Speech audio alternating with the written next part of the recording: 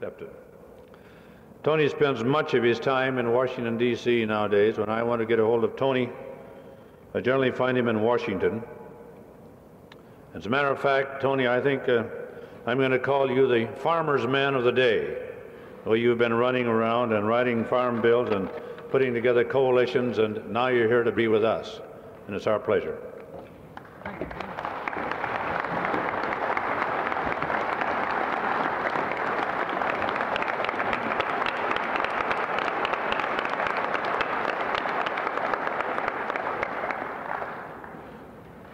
Thank you, Ben, for a very generous introduction. Vice President Leroy, John Hold'em, Reverend Landon, my longtime friend, former national official Emil Lorix, ladies and gentlemen. Well, it's good to be here again.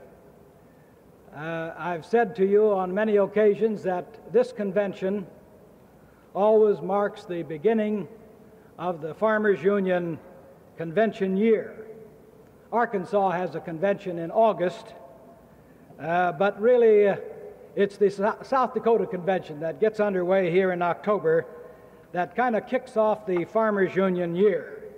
I always look forward to it, and Ben, I'd be tremendously disappointed if I didn't get an invitation to come and visit you and our many friends here. Ben is a very modest fellow, and if you left it to him, you wouldn't hear much about the many things he does. He represents National Farmers Union on the United Nations front. He makes meetings for me in that area, comes to Washington many times, maybe to check up on what I'm doing, Ben, but anyway, to help testify. He came and testified before both the House and the Senate Agriculture Committees on the Coalition Farm Bill. I want to commend you people here in South Dakota and Ben for the tremendous leadership you've given on this state tax issue. That's a good issue. Many of our states, Nebraska, Indiana, Illinois, are deeply involved on similar issues. Not everything is done on the national front, and I commend you people here in South Dakota for the aggressive work you do at the state level. I want to take this opportunity to thank Cliff Ott and his tremendous insurance team here in South Dakota for the great job that they do year in and year out, and the great job they've done this last year. I want also to take this occasion to tip my hat, kind of a salute to Kenny and Mamie Schumann. Kenny was crowned, well, I guess he's the king, and Mamie was crowned queen last evening at the insurance banquet, and I think that's very wonderful program. I'd like also to make mention, to call attention to our wonderful Green Thumb program nationally, and the program that you people help sponsor here in South Dakota. Gary Eisenbrown does a tremendous job on the Green Thumb program, and Leila Stewart does a tremendous job on Green Light, which is the companion program on the Green Thumb front. Well, before I do another thing, Ben, I'm like you on your introductions. You said you were moving from one place to another. The first thing I want to do, lest I forget, is to extend an invitation to each and every one of you to come to Washington, D.C. next February 24 for the National Convention. It's the off year, 1971, the year between elections, and we want to make it a great year. We want Farmers Union people there by the hundreds and hundreds and thousands to let the nation's capital, to let not only the Congress know, but to let the administrative branch know that Farmers Union and farmers are indeed on the scene, and that they demand and insist on getting some attention. I hope that as many of you as possibly can will come. We need you. When I looked at Ben's program, I thought, well, I'm in a good spot. I'll be on first, and George McGovern will follow me. So I proceeded to write some comments on the Farm Bill, figuring that George, with his great ability as a speaker, would recognize that I had stolen his speech, and then he would just proceed to make another one. But Ben switched signals on me, and when I came in this evening, he informed me that he was going to put John Holem on to present George's remarks. And John, you done scooped me. You've moved in on my farm speech, but I'd like for a few minutes to cover some of the points that I think are important, to elaborate on some of the things that John said, and perhaps to put it in a little broader perspective. I'm reminded some of the Arkansas preacher who was very successful, and the neighboring minister came and said, "Your congregation has a better understanding of religious matters than any congregation I ever saw. What's the secret of your success?" He said, how do they understand it so well? And the old minister said, "Well, first, I tell them what I'm going to tell them. And then I tell them. And then I tell them what I told them." And I guess that's the way it's been at this convention, Ben, because I read a headline this morning that you talked about the Farm Bill. I'm sure Jay Naaman talked about the Farm Bill last night. Barney Molesky mentioned it this afternoon. John Holem just finished talking about it. I'm sure my associate Reuben Johnson of our Washington office talked about it at breakfast this morning. And here am I to give you another shot on the Farm Bill. Well, it's important. It's life and death. And it's important that each and every one of us understand it as well as we possibly can. And even though it might be repetitive, bear with me, because I think that all of us need to get the 1, 2s, and 3s lined up to know what it is we have to do in the days and weeks and months ahead. Last Wednesday, the House and Senate Conference Committee came out with the unacceptable Farm Bill that Senator George McGovern just talked about. I went on the radio the very next morning. I didn't waste any time. Reuben sat up till midnight to get the bill, to get the printing from the Congressional Committee, and the next morning I issued the following radio message.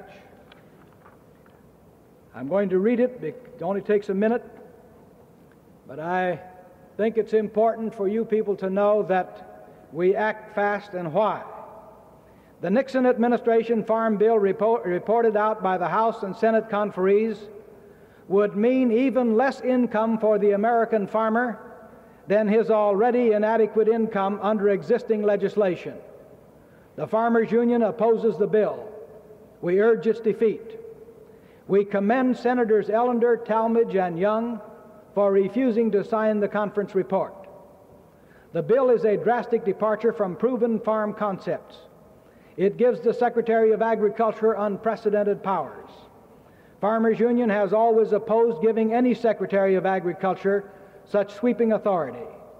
The bill has phony parity provisions for cotton and feed grains.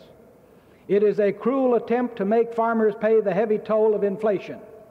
It virtually freezes farm prices for 3 years.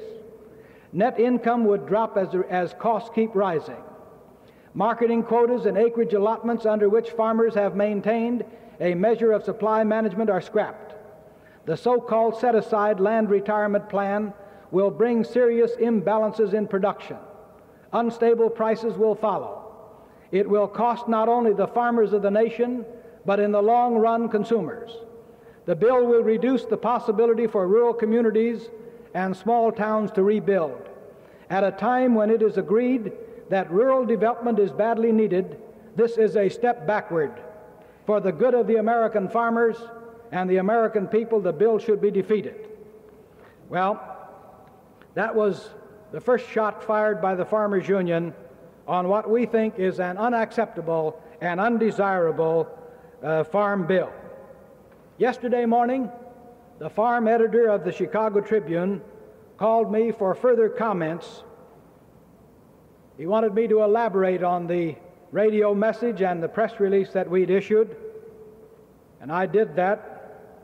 And then he stated that the Secretary of Agriculture had commented that now that the conference committee had done its work and the bill was out, that it would take the bill out of the political arena.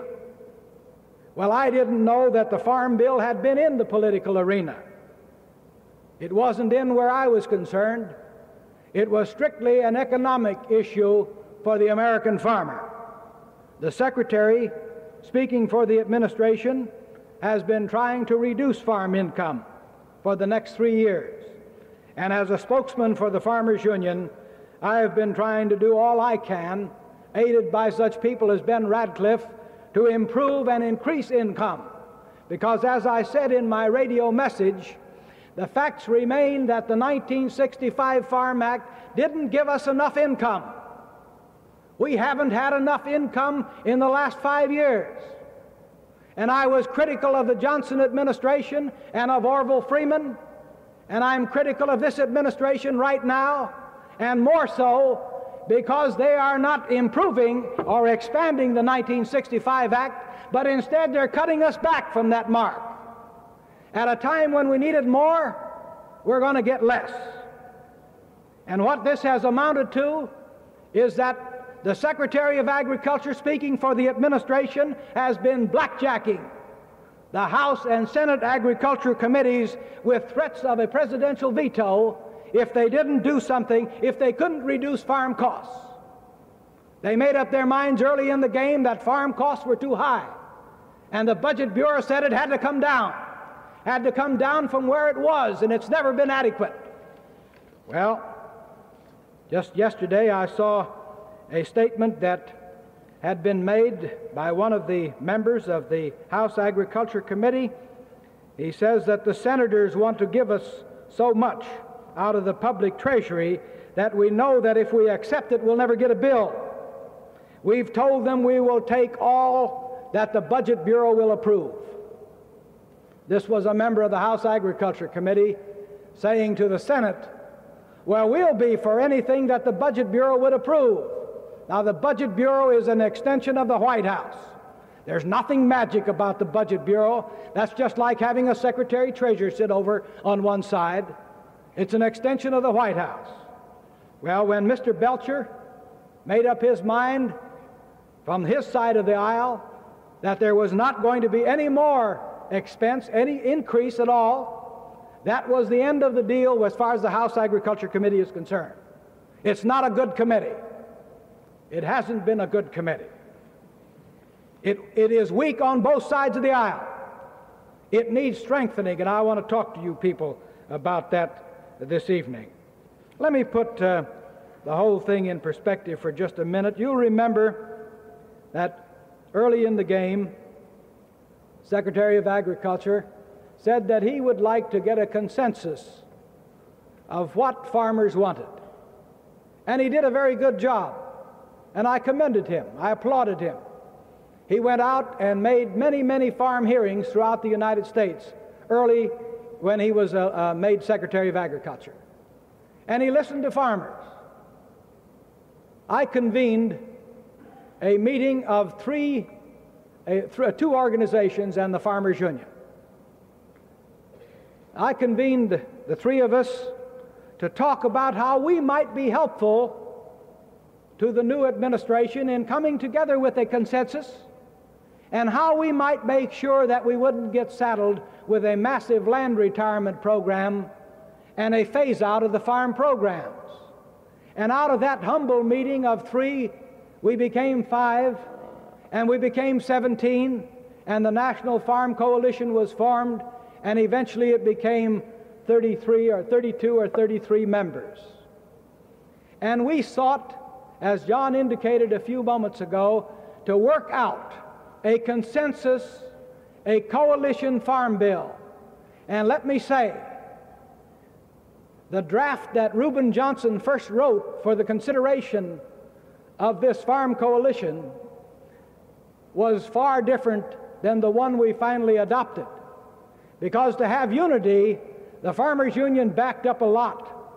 We gave up a lot of things that we held dear, that you people here in South Dakota and other states have put into a national program. But in order to have unity, and in order that we would have a true consensus, we put together a coalition farm bill.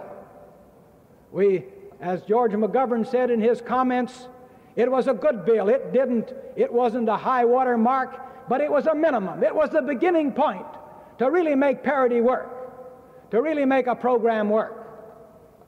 And the administration decided that that bill had to be scuttled, and scuttled it was. It was scuttled.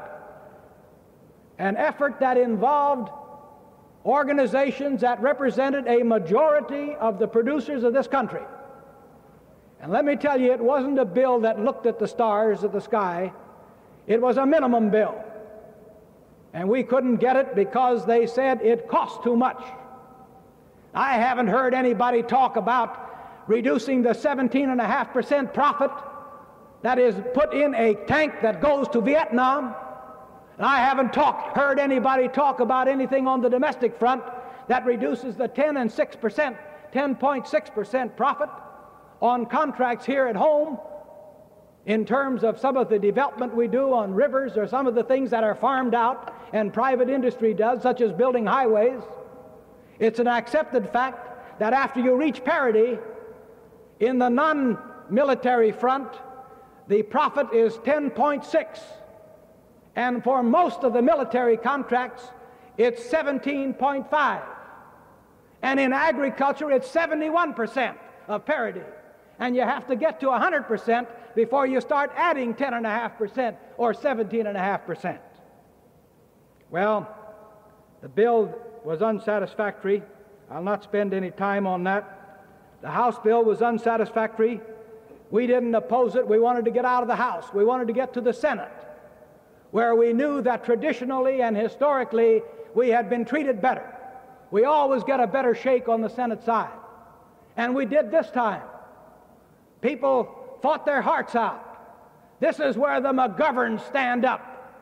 This is where Mondale, the Burdicks, Young of North Dakota, this is where they came out, just a handful in this particular area.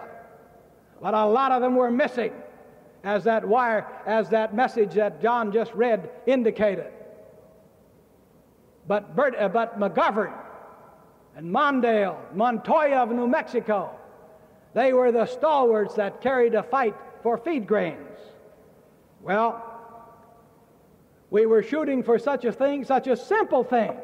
Knowing the problems we had, we didn't talk about 90% or 100% where you start talking about profit.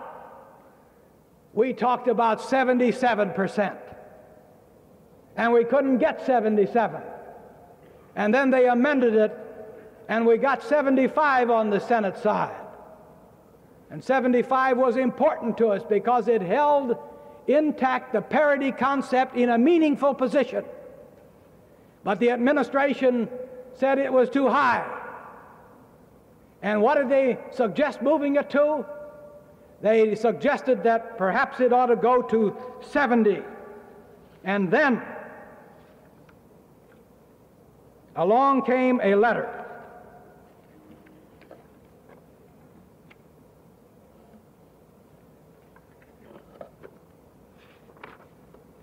Mr. Hardin, on October 5, today is the 13th, October 5, 8 days ago, he wrote a letter to Senator Ellender. The last paragraph, there's just three short paragraphs. The last paragraph reads, "It remains the conviction of the administration that any significant increase over the cost of the bill as passed by the House would be unacceptable both to the House and to the administration." Let me tell you what he said about feed grains, and then I want to tell you how it applies here. 75% of parity would increase feed grain supports above the $1.35 guarantee every year of the program. With 70% of parity and changes in factors affecting the parity formula, the guarantee would likely reach $1.40 in 1973. The additional budget outlays could be up to $170 million a year when market prices were under $1.08 per bushel. The upper limit that would ensure no budgetary impact is 68% of parity. If payments were forced up, program provisions would have to be altered to require a higher set-aside percentage. So the House bill, the bill that was reported out by the conferees, dominated by the House, dominated by the administration, now has a feed grains provision that says 70% for the first 2 years, and then if the Secretary thinks that that costs too much, if it's too high, he can lower it to 68%. Now what's that going to mean here in South Dakota? Well, let me just take, you people aren't great producers of corn, but you produce corn. You produce a substantial amount, at least some amount here. Now, I need not tell you that many dollars of farm income were riding on this one little decision. In 1969, South Dakota farmers received payments on 1 3/4 million acres of corn. We're just going to talk about corn. Average yield per acre was approximately 57 bushels. If we assume a similar amount of eligible production for 1971-73 under the new Farm Bill, and assume that parity prices for corn will increase during these 3 years at the same rate that they increased for the period 67 through 1970, South Dakota farmers over the next 3 years would have had $21 million larger income from corn if we had that 75% of parity figure. 75% of parity would have increased income $3 million in 71, $7 million in 72, and $11 million in 73, over income from the fixed $1.35 per bushel support formula alone. Now, this would have made some difference in grain, sorghum, and barley. Well, I just wanted to point out to you what a difference that little letter, a letter here that says that 75 is too high, that even 70 is too high. It's going to cost you $21 million in a 3-year period for this program, just in corn, on 1 3/4 acres here in South Dakota. Now, I guess you can sense that I'm a little bit sensitive about this whole thing. I spent 18 months helping put together, trying to keep everybody happy in terms of keeping a coalition together to come up with a good farm program.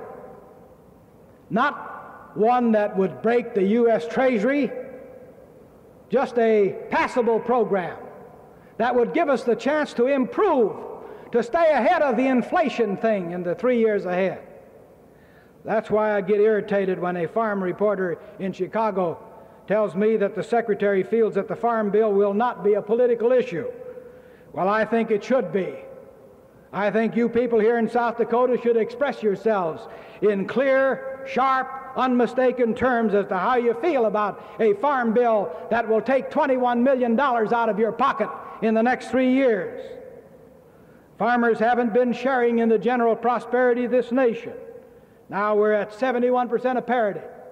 If you add in the government payments, it's less than 80%, and 80% is a long way from 100% where you've got parity, and where the other segments of this economy, whether they're building military hardware or whether they're building machinery or highways, that's where they add their profit after it gets to 100% of parity. Well, this whole 3-year concept was a pretty clever one. It irritated me, because why do you think they came up with a proposal after they met met 30 times with the House Agriculture Committee. Why do you think they came up with an insistence on a 3-year program? Because they wanted to get away from the elections of 1972, to get it into an off year where farmers haven't an opportunity to express themselves. Well, I don't know how we're going to make it an issue in 1972, but so help me, we'll find a way.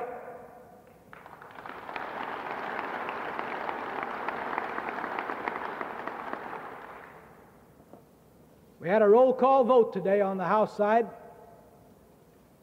99 congressmen were absent. They were either absent or they didn't vote. The roll call vote on the Farm Bill, remember, it was out of the House that we got the administration version of the bill. It was out of the House that we got the poor part of the bill.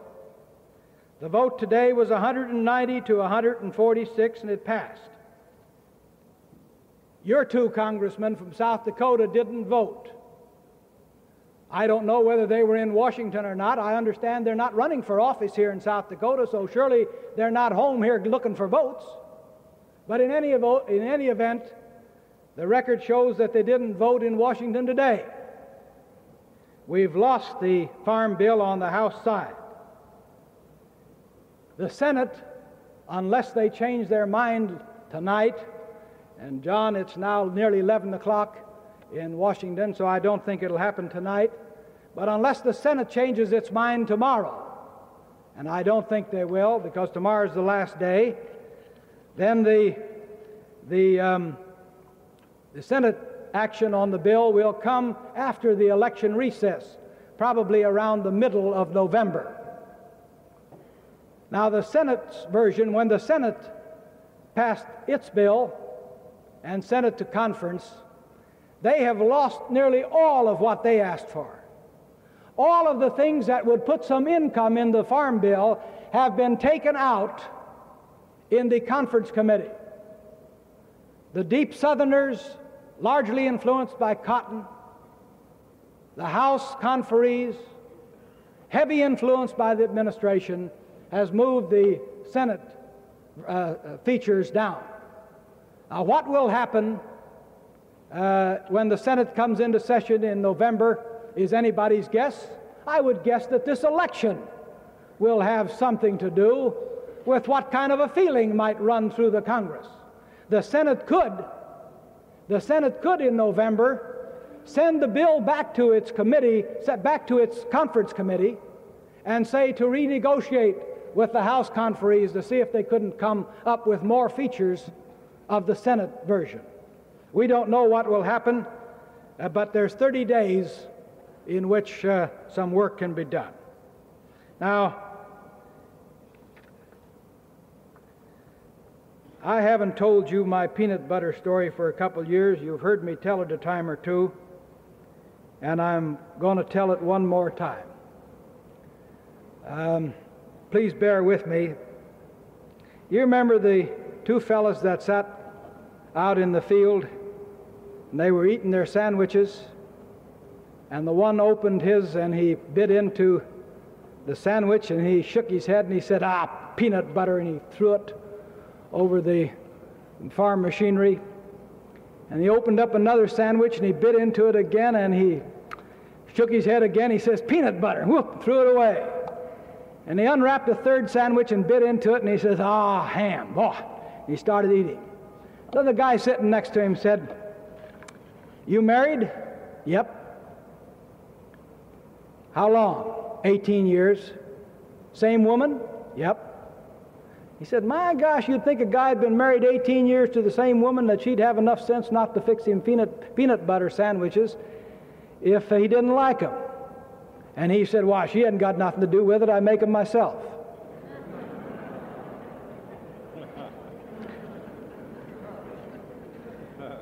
You remember, I've told that story because part of our trouble is that we've got an awful lot of peanut butter sandwiches down in Washington. A lot of them. And I think it's high time that farmers start biting into a good ham sandwich or a beef sandwich. and deciding that they want to do something about their problem. You know, we can work our hearts out, but it always takes a time. There comes a time when you have to refer it to somebody that's going to vote on it. And I think that it's a sad commentary that we don't have in this great breadbasket of America, start her right up from the top and take her down through the middle, in this great breadbasket of America, we don't have very many good fighters for agriculture. This is where the Farmers Union has traditionally been strong. This is where agriculture has been strong. This is the backbone of America. And we don't have friends of farmers down there. How many people like George McGovern go down there and insist on having a seat on an agriculture committee? What do you think we look like when we go to a conference committee? When you have to pick from a seniority of people, very few of them out here in this breadbasket. This is why we need to make sure that we have friends of agriculture. And I'm not talking partisan politics, because Milt Young of North Dakota is a great friend of the American farmer, as is George McGovern of South Dakota. And these people fight. These people carry the ball. So I'm asking you people here tonight to give some thought when you start sending some congressmen. You're going to be selecting 2 here in South Dakota. Please give us somebody that's not afraid to introduce a bill. Don't ask George to introduce them all. We need somebody that'll introduce a few of them on the House side. Please send us somebody that can stand up on the floor of the House and lead the debate. It isn't enough to send somebody down there that just votes. It isn't enough to send somebody down there that sits on the outside and looks in. We need people down there that can introduce bills, that can lead them on the floor, that can work in the behind the scenes to get votes. We need people who know the art of being able to trade for votes. Send us somebody down there to work with, so that we can put into reality the programs that you adopted here this afternoon, and the program that the delegates from this state will help the other delegates from Farmers Union adopt in Washington next March. Send us some people to work with. You can do it. The election is just next month. Well,